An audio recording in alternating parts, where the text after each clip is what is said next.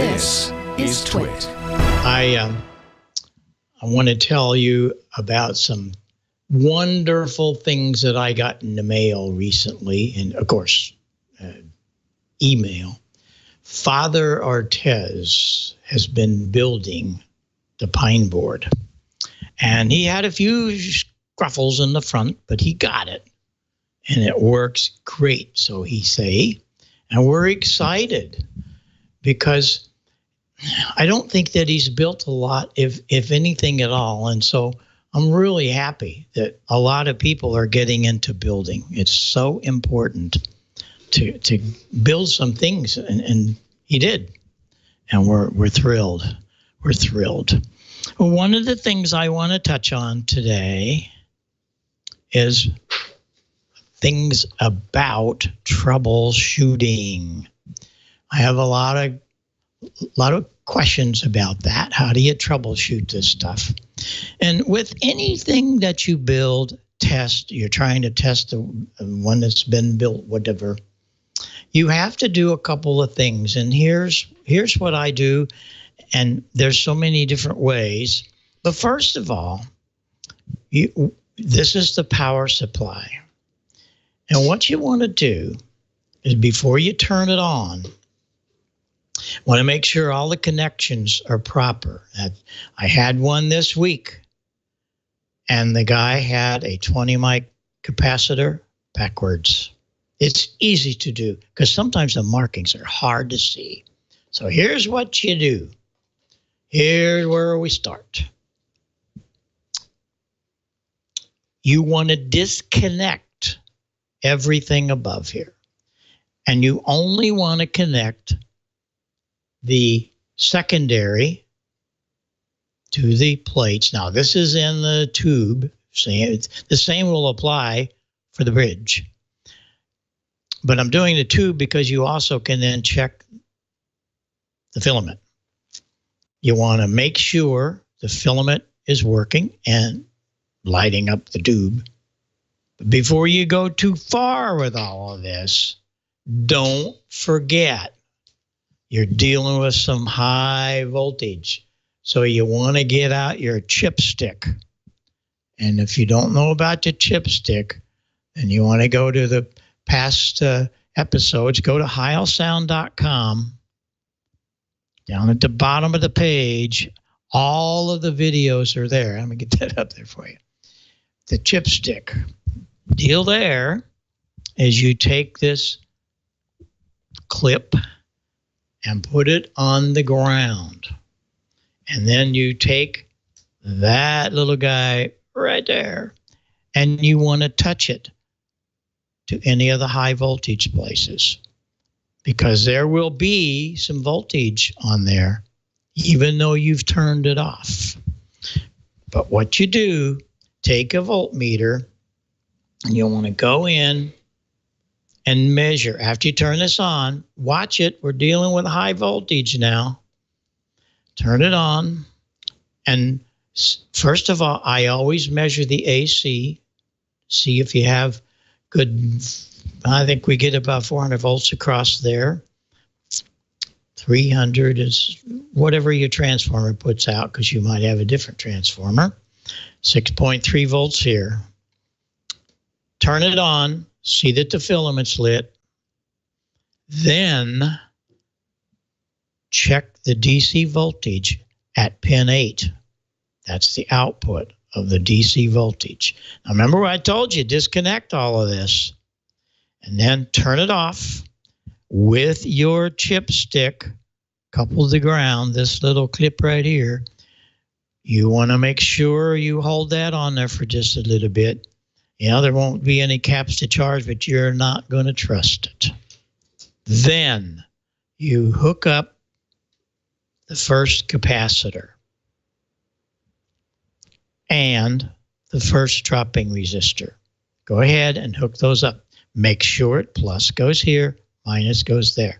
This is the center tap of the transformer.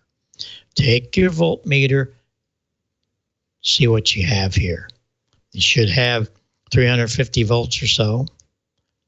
Come out here, make sure you won't have much different here because we're not drawing any current yet. Turn things back off. Get the old chipstick out. And you really want to watch it now because you're going to see some sparks. Don't have put your hands in your pocket. Couple the clip this guy to ground right there.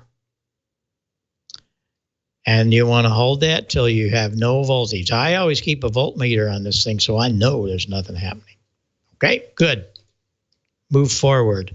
Go back and install the second capacitor and the bleeder resistor.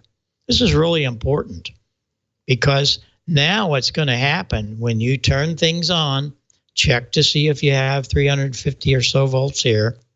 Come through and see if you have it here.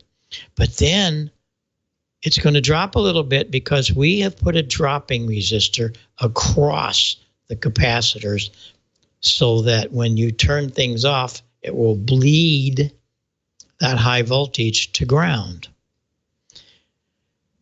Continue on. Check to make sure you have B plus here. Now this B plus is only going to be maybe usually around 150, 180, 200 volts. Why?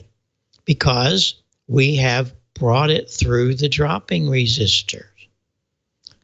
So you're going to have about 350 here. And you see there, we take that off to the final. The final does not need as much of the filtering. It still gets that guy, but that goes on to the final. This comes on down through the resistor and another cap, and we did that to clean up a little bit of the DC, and this will go to the preamp. And that's how you're going to check your power supply. But you want to do it in stages. And this is the best way to do it. Little at a time. It's the same thing with anything. Disconnect all of this. Check this first. Sometimes I even check this before I plug the tube in to make sure there aren't any little spurs or shorts within what I built around the tube socket. Then plug in the tube. Of course, you got to turn it off each time you're playing with high voltage here, folks. Plug the tube in, and as I said, go through that one, put those components back in, put those components back in. This is how we troubleshoot things. And to answer some questions, I've had a few guys ask me about different voltages. We've run this several times, but here are the voltages of the transmitter. And I think you'll be able to be okay here seeing all of this, and it's going to help you understand what's necessary for voltage. The plate is going to have around 330 volts. The screen's going to be about 95. These are going to be plus or minus. They don't have to be just that, but they're not going to be like 100 and a quarter and 10. Down here on the modulator, it's 340 on the plate, and it's 250 on the screen. And of course, this is all, I should have started the other way. This is when you put that 350 in. This is coming, remember, from the power supply. You're going to put 350 in, going to go down here and get you 2.5 there, 340 on the plate of the 6V6. It's going to give you about 330 on the plate of the final and 95 on the screen. So those should help you. It's all just taking time and checking it step by step. That's really the only thing you want to think about when you're doing any kind of troubleshooting. A little bit at a time, and disconnect everything and start easy. Let it go on through, and that's the best advice I can give you.